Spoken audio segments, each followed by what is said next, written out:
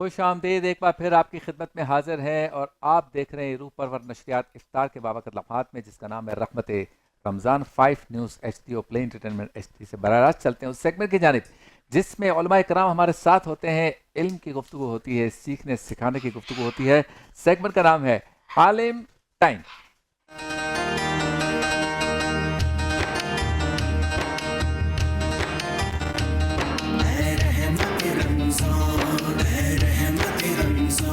عالم time میں آج ہمارا موضوع ہے بہت ہی خوبصورت اور وہ ہے دعاؤں کا مہینہ۔ اس پر گفتگو کریں گے آپ کے ہمارے ہم سب کے پسندیدہ مفتی غلام دستگیر صاحب۔ السلام علیکم مفتی صاحب۔ وعلیکم السلام۔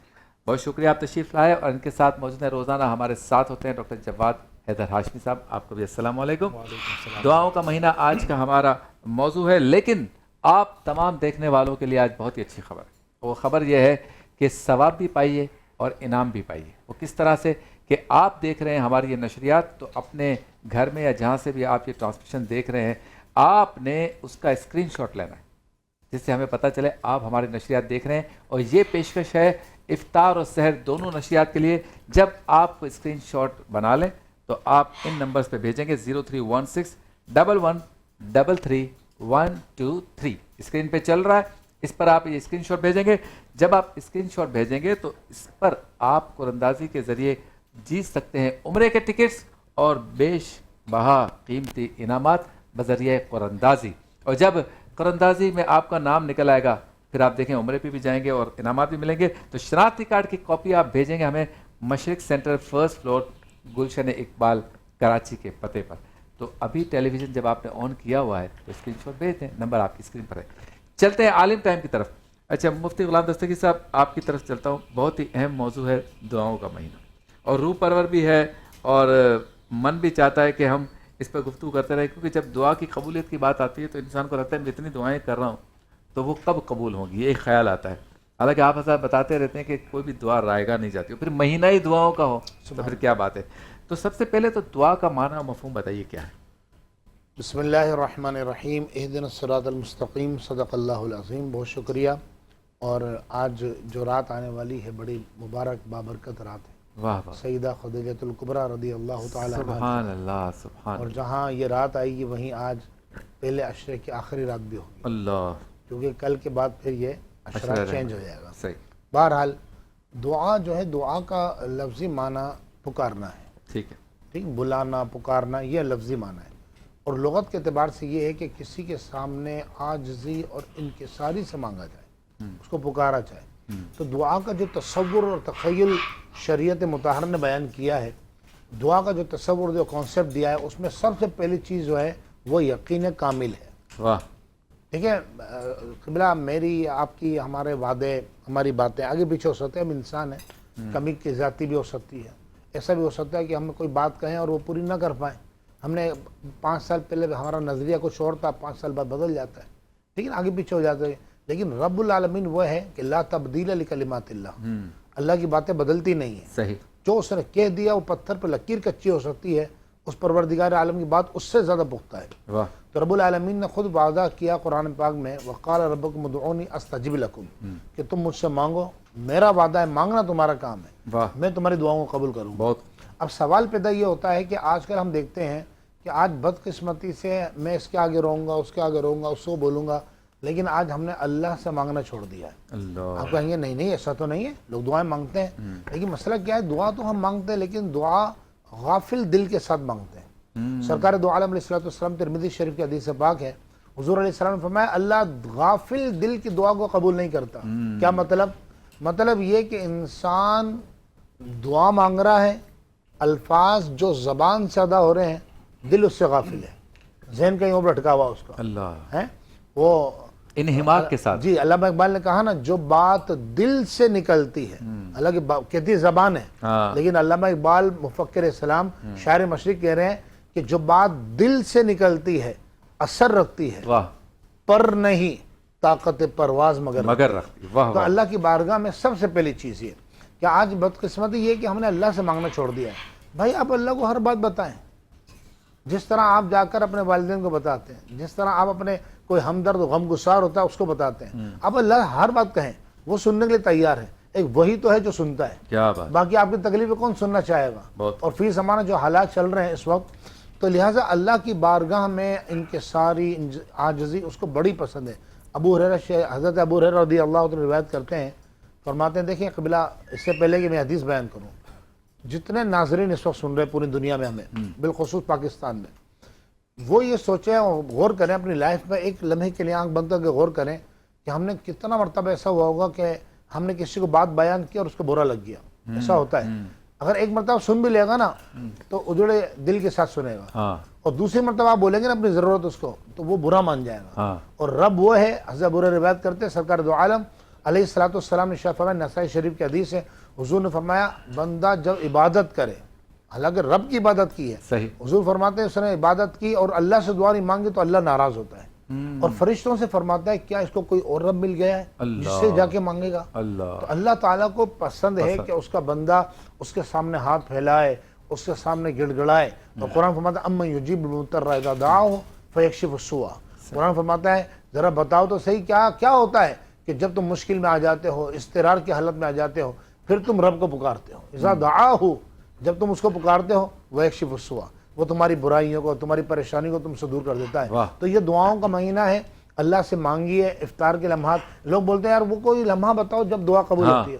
بھائی رمضان کی تو ہر ساتھ دعا قبول ہے، آپ افطار کے لمحات میں دعا کریں، آپ سحری کے لمحات میں دعا کریں، آپ جب تراویح ادا کرتے ہیں تراویح کے لمحات میں دعائیں قبول ہوتی ہیں۔ تو یہ رمضان دعاؤں کا مہینہ ہے، اللہ پاک ہمیں گڑ گڑا کر عاجزی کے ساتھ دعائیں کرنے کی توفیق عطا۔ کیا بات ہے۔ اچھا ڈاکٹر صاحب، آداب کیا بیان کیے گئے؟ کچھ تو اشارتاً مفتی صاحب نے بتا دیا، معنی مفہوم کے ساتھ مکمل آداب بتائیے کہ دعا کرنے کے آداب کیا ہیں؟ بسم اللہ الرحمن الرحیم۔ دیکھیں دعا کے جو آداب ہیں، جب تک ان آداب کا خیال نہیں رکھا جائے گا اس وقت تک ہماری دعائیں ہو سکتا ہے کہ بارگاہ الہی میں مستجاب نہ ہوں۔ عام طور پر ہم دعائیں مانگتے ہیں لیکن دعاؤں میں ان آداب کا خیال نہیں رکھتے۔ دعاؤں کے آداب میں جو بیان کیا گیا ہے اس کا خلاصہ تقریباً میں آپ کے سامنے اگر پیش کر لوں تو اس میں یہ ہے کہ سب سے پہلے تو اس کے نام سے ہی شروع کر لیں، بسم اللہ الرحمن الرحیم۔ یہ تقریباً مختلف روایات کے اندر ہی موجود ہے کہ بسم اللہ کے تلاوت کے ساتھ آپ اللہ رب العزت کی بارگاہ میں دعا مانگیں۔ اور دوسرا یہ کہ جب آپ اس سے مانگیں تو آپ پورے یقین کے ساتھ مانگیں، پورے یقین کے ساتھ مانگیں کہ آپ جو اس کے سامنے پیش کر رہے ہیں وہ سن رہا ہے اور آپ کی دعا کا جو ہے وہ جواب دے گا، ٹھیک ہے، چونکہ اس کا وعدہ خود اسی نے فرمایا، یعنی ہر صورت میں قبول ہوگی۔ دعا کی قبولیت کا آپ کو جو ہے آپ کو امید ہونی چاہیے، یقین ہونا چاہیے۔ یہ کیسے ہو سکتا ہے کہ ہم اللہ رب العزت سے دعا بھی کریں اور دل میں یہ خیال بھی ہو کہ پتہ نہیں اللہ تعالیٰ میری دعا قبول بھی کرے گا یا نہیں کرے گا؟ یعنی ہم کسی اپنے جیسے کسی بندے کے سامنے ہاتھ تھوڑی پھیلا رہے ہیں، ہم تو اللہ رب العزت کی بارگاہ میں ہاتھ پھیلا رہے ہیں، وہ ہماری دعائیں جو مستجاب فرمائے گا۔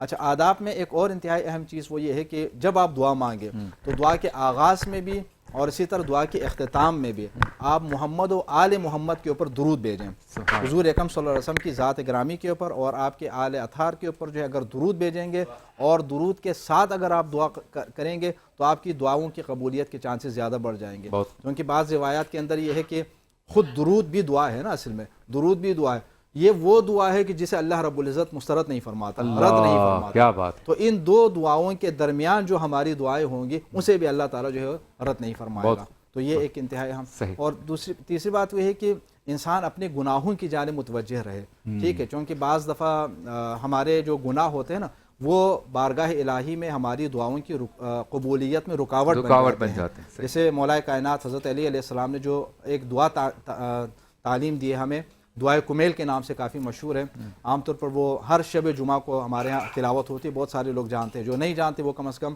آج کل نیٹ کے اوپر سرچ کر لیں تو دعائے کمیل آپ کے سامنے آ جائے گی۔ تو اس دعا کے اندر ایک جملہ ہے خوبصورت، اللہم اغفر لی الذنوب التی تحبس الدعا، اے پروردگار میرے وہ گناہ معاف فرما کہ جو گناہ جو ہے میری دعاؤں کی قبولیت میں رکاوٹ بن جاتے ہیں۔ تو انسان اپنے گناہوں کی جانب توجہ کر لے، ان گناہوں سے کیا ہے استغفار کر لے اور ان گناہوں کی معافی اگر مانگے تو پھر دعاؤں کی قبولیت کے چانسز جو ہے وہ بڑھ جاتے ہیں۔ ایک اور آداب میں یہ بیان کیا گیا ہے، انسان صرف ضرورت اور حاجت کے موقع پر دعا نہ مانگے، جب آپ کو ضرورت نہ بھی ہو تب بھی اس وقت آپ یعنی عادت بنا لیں، یعنی عادت بنا لیں آپ، کیونکہ دعا کا مطلب ہی ہے نا کہ دعا کا مطلب پکارنا ہے، دعا اصل میں بندے اور اپنے رب کے درمیان ایک تعلق ہے، یعنی اس طرح کا تعلق ہے کہ جب ہم دعا مانگتے ہیں تو گویا کہ اس چیز کو تسلیم کر رہے ہوتے ہیں کہ ہم محتاج ہیں اور وہ غنی ہے، انسان اپنے آپ کو ہمیشہ محتاج سمجھے اور اللہ رب العزت کو ہمیشہ غنی سمجھے، اور یہ عقیدہ رکھے کہ جب بھی اللہ رب العزت کی بارگاہ میں حاضر ہوں گے تو آپ کی دعائیں مستجاب کریں گا۔ تو اس عقیدے کے تناظر میں یہ کہا گیا ہے کہ انسان ہمیشہ اس سے مانگے۔ ہماری عادت کیا ہوتی ہے، جب کسی مشکل میں پھنس جاتے ہیں، جب کسی پریشانی میں مبتلا ہو جاتے ہیں تو اسی ٹائم فوراً مصلی بچھا کر بیٹھ جاتے ہیں اور اللہ رب العزت کی بارگاہ میں، اور آسائش کے وقت، خوشیوں کے وقت ہم بھول جاتے ہیں، شکر بھی ادا نہیں کرتے، جی یاد ہی نہیں آتا۔ حالانکہ اچھے دنوں میں شکر ادا کرنا چاہیے اور خراب دنوں میں فکر کرنی چاہیے۔ تو آداب میں یہ ہے کہ انسان ہمیشہ اللہ رب العزت کی بارگاہ میں مانگے، اور ایک یہ بھی ہے کہ چاہے آپ کی بظاہر دعائیں قبول نہ بھی ہوں پھر بھی مانگے، کیونکہ بعض روایات کے اندر یہ بیان کیا گیا ہے کہ جو دعائیں قبول نہیں ہوتی نا، کبھی کبھی اللہ رب العزت ان کو آخرت کے لیے ذخیرہ قرار دے دیتا ہے، اور قیامت کے دن جب انسان اللہ رب العزت کی بارگاہ میں پہنچے تو وہاں پر کچھ ایسی نیکیاں، ایسا جزا اللہ تعالیٰ عطا فرما دیتا ہے کہ جو اس کے لیے خلاف توقع ہے۔ تو وہ عرض کرتا ہے کہ اے پروردگار یہ میرے اعمال کہاں سے آ گئے؟ تو اللہ رب العزت کی جانب سے اس موقع پر یہ آواز آتی ہے کہ جو دعائیں تم نے مانگی تھیں اور وہ قبول نہیں ہوئی تھی ان کو تمہارے آج کے دن کے لیے ذخیرہ کر کے رکھا تھا، اور یہ جزا آج اسی۔ اور یہ رب تعالیٰ کا کمپیوٹر ہے، اس میں وائرس نہیں آتا، سارا ڈیٹا فیڈ ہو رہا ہے، جو گناہ کر رہے ہیں وہ بھی فیڈ ہو رہا ہے، جو اچھے کام وہ دعائیں جیسے ڈاکٹر صاحب نے بتائیں وہ بھی فیڈ ہو رہا ہے، فیڈ ہو کے ایک جگہ پہ سیو ہو رہا ہے، اس کی ایک فائل بن رہی ہے، یہ فائل کبھی نہ کبھی کھولی جائے گی، بری ہوگی فائل تو بری فائل کھلے گی، اچھی فائل ہوگی تو اچھی جو ہے وہ، وہاں پہ کوئی پیسے لے کے فائل بھی آگے پیچھے نہیں کرتا ہے، اللہ اکبر، وہاں پہ کوئی کرپشن بھی نہیں ہوتی، وہاں پہ کسی کا فون آ جائے تو پتہ چلا کہ فائل غائب کر دی گئی، وہاں یہ سب نہیں ہوگا، وہی فائل کھلے گی جو دنیا میں آپ نے فائل بنائی ہوگی۔ اچھا مصعب، ہمارا ایک سیگمنٹ ہوتا ہے قبولیت کے لمحات، وہ عین افطار کے ٹائم پہ، تو سحر و افطار کے وقت دعا کی کیا اہمیت ہے یا قبولیت کی کیا اہمیت ہے؟ جی ہاں بالکل، یہ تو احادیث صحیحہ کے اندر اور صریح طور پر سحر اور افطار کے لمحات کا ذکر ہے۔ اسی طرح جو امام دو خطبوں کے درمیان بیٹھتا ہے، اعلیٰ حضرت علیہ رحمٰن فاضل بریلوی رضی اللہ عنہ نے لکھا کہ اس دوران بھی دعائیں قبول ہوتی ہیں، لیکن اس وقت سنت یہ ہے کہ جب مقتدی بیٹھا ہوا ہو اور امام خطبے میں ہو تو بغیر ہاتھ اٹھائے دعا کرے۔ اسی طرح ہر فرض نماز کے بعد دعا قبول ہوتی ہے۔ صحیح۔ تو سحر و افطار کے لمحات کی خاص کر تاکید آئی ہے۔ یہاں ایک بات کا میں اضافہ کرنا چاہوں گا آپ کی اجازت سے کہ دیکھیں دعا تو قبول ہی قبول ہے، جیسے آپ نے آغاز میں کہا کہ دعا تو کوئی رد نہیں ہوتی ہے، حضور نے فرمایا بلکہ دعا تو وہ چیز ہے، فرمایا جو دعا کرتا ہے نا بندہ صرف دعا کر اللہ سے، دعا کچھ، کیونکہ دیکھیں کوئی عبادت ایسی ہوتی ہے جس کا تعلق دوسری عبادت سے ہوتا ہے، لیکن دعا خود ایک عبادت ہے، اور حضور نے صرف عبادت قرار نہیں دیا، فرمایا الدعاء مخ العبادہ، ترمذی شریف کی حدیث ہے، حضور نے فرمایا دعا تو عبادت کا مغز ہے، دعا بنیاد ہے، اور حضور نے فرمایا جو بلائیں آنے والی ہیں یا آ چکی ہیں دعائیں ان سب کو دور کر دیتی ہیں۔ کیا بات ہے۔ اور لیکن یہ یاد رکھیے کہ دعا اگر آپ ایک ہوتی ہے دعا کا قبول ہو جانا، یعنی مثال کے طور پر ایک شخص نے کاروبار کی دعا مانگی قبول ہو گیا، اللہ نے اس کو عطا کر دیا، بلا شبہ یہ قبولیت ہے۔ ایک ہوتا ہے قبولیت کا اثر نہ ظاہر ہونا، اچھا یہ ایک الگ معنی ہے۔ ایک ہوتا ہے قبول ہو جانا، اس کا اثر ظاہر ہو جانا، اور دوسرا یہ کہ قبولیت کا اثر ظاہر نہیں ہو رہا ہے، جیسے جناب حضرت ابراہیم علیہ السلام، کیا دنیا کا کوئی مسلمان یہ تصور کر سکتا ہے، اس کو یہ خیال آ سکتا ہے کہ ابراہیم علیہ السلام کی دعا قبول نہیں ہوگی؟ باقی ابراہیم علیہ السلام تو وہ ہستی مبارکہ ہیں کہ ہمارے آقا صلی اللہ علیہ وسلم کے بعد اگر کائنات میں کوئی افضل ترین ہستی ہے انبیاء میں بھی، وہ حضرت ابراہیم علیہ السلام۔ کیا بات ہے۔ ابراہیم علیہ السلام نے 4000 سال پہلے جب مکہ مکرمہ کی بنیاد رکھی اور وہ بیت اللہ اللہ کے حکم سے تعمیر کیا، اذ بوأنا لابراہیم مکان البیت، جب وہ بیت اللہ کی تعمیر کی تو پھر آپ نے تعمیر کے بعد دعا کی ربنا وابعث فیہم رسولا منہم، اللہ ان مکے والوں میں انہی میں سے ایک رسول بھیجنا۔ میں آپ سے پوچھتا ہوں بتائیے وہ کتنے سال بعد دعا کا قبولیت کا اثر ظاہر ہوا؟ دعا تو ابراہیم علیہ السلام کی اسی وقت قبول ہو گئی، اب دعا کون کر رہا ہے؟ جناب ابراہیم علیہ السلام، اور آمین کون کہہ رہے ہیں؟ جناب اسماعیل علیہ السلام۔ دو اللہ کے برگزیدہ پیغمبر اور نبی جب دعا کریں اور 4000 سال کے بعد سرکار دو عالم علیہ السلام دعا بھی اس کے لیے کریں، ہاں دعا بھی ان کی تشریف آوری کے لیے کریں، اللہ اکبر۔ تو لہٰذا یہ یاد رکھیے کہ جب آپ بعض اوقات لوگ ایسے کہتے نظر آتے ہیں یار ہم تو مکے گئے وہاں بھی دعا مانگی، مکے مدینے گئے وہاں بھی دعا قبول ہی نہیں ہوتی، ہماری حصہ نہیں ہے بھائی۔ اللہ تبارک و تعالیٰ بلکہ روایت میں آیا تو میں جب اللہ تعالیٰ کو کسی کا مانگنا پسند آتا ہے نا تو اللہ پھر اس کو عطا کرنے میں کچھ تاخیر عطا فرماتا ہے۔ ڈاکٹر صاحب اس میں اضافہ کریں، بعض لوگ ہمارے ہاں آپ کے ہاں بھی یہ ہے کہ بزرگان دین کے مزارات پہ جانا، ان کے روزے پہ جانا، کربلا میں جانا یا بغداد شریف جانا یا نجف اشرف جانا یا جو بھی بزرگان دین کے وہاں پہ دعائیں قبول ہوتی ہیں، اس کے متعلق ذرا بتائیں۔ دیکھیں قرآن کریم کے اندر اللہ رب العزت نے رسول اکرم صلی اللہ علیہ وسلم کے حوالے سے فرمایا ہوا ہے نا کہ ان تستغفر لہم، یہ آیت نہیں دوسری، ولو انہم اذ ظلموا انفسہم جاؤوک فاستغفروا اللہ واستغفر لہم الرسول لوجدوا اللہ توابا رحیما، یعنی لوگوں کے حوالے سے کہ ظاہر گنہگار تو ہیں، اگر وہ گناہگار ہیں تو پھر وہ رسول اکرم صلی اللہ علیہ وسلم کی بارگاہ میں حاضر ہو جائیں، واہ واہ آپ صلی اللہ علیہ وسلم کی بارگاہ میں حاضر ہو، اور پھر آپ جب ان کے حق میں استغفار فرمائیں، آپ جب ان کے حق میں دعا کریں گے تو اللہ رب العزت کیا ہے، ان کی دعائیں مستجاب فرمائے گا، وہ تواب اور وہ رحیم۔ تو اس آیت کریمہ سے یہ معلوم ہو جاتا ہے کہ ان ہستیوں کی بارگاہ میں حاضر ہو کر ان سے طلب استغفار کر لینا، ان سے اللہ رب العزت کو وسیلہ قرار دے کر دعائیں مانگ لینا، یہ اللہ رب العزت اس چیز کو پسند بھی کرتا ہے، اس لیے کہ حضور اکرم صلی اللہ علیہ وسلم کی ذات گرامی اور یہ ہستیاں جو ہے وہ اللہ رب العزت کو بہت محبوب ہیں۔ جب یہ اللہ رب العزت کی بارگاہ میں ہماری حاجتیں جب پیش کریں گے تو کون انسان یہ تصور کر سکتا ہے کہ اللہ رب العزت ان حاجتوں کو رد فرمائے گا؟ اللہ رب العزت منتظر ہے رسول اکرم صلی اللہ علیہ وسلم کی آواز کی اور آپ کے دعاؤں کے۔ تو اب یہاں پر ہو سکتا ہے کہ کسی کے ذہن میں یہ بات آ جائے کہ اس آیت کریمہ کا تعلق تو آپ صلی اللہ علیہ وسلم کے اپنے دور سے نہیں، آپ صلی اللہ علیہ وسلم جو ہے ہمارے بھی نبی ہیں، آج ہمارے لیے بھی ہیں، کل قیامت تک آنے والے سارے لوگوں کے لیے۔ تو یہ کیسے ہو سکتا ہے کہ اللہ رب العزت صرف آپ صلی اللہ علیہ وسلم کے زمانے کے لوگوں کے حوالے سے تو فرمائے اور اس آیت کریمہ کا جو مفہوم ہے اور اس کا جو پیغام ہے وہ بعد میں آنے والے لوگوں کے لیے فائدہ بخش نہ ہو، ہمارے زمانے میں بھی ہے۔ ہم بھی آپ کی حضور میں اگر اپنی حاجتیں اور اس طرح رکھیں گے تو اللہ رب العزت تک جب آپ کی ذات گرامی جب پہنچائے گی تو اللہ رب العزت آپ کے وسیلے سے انشاءاللہ ہماری دعاؤں کو مستجاب فرمائے گا۔ بہت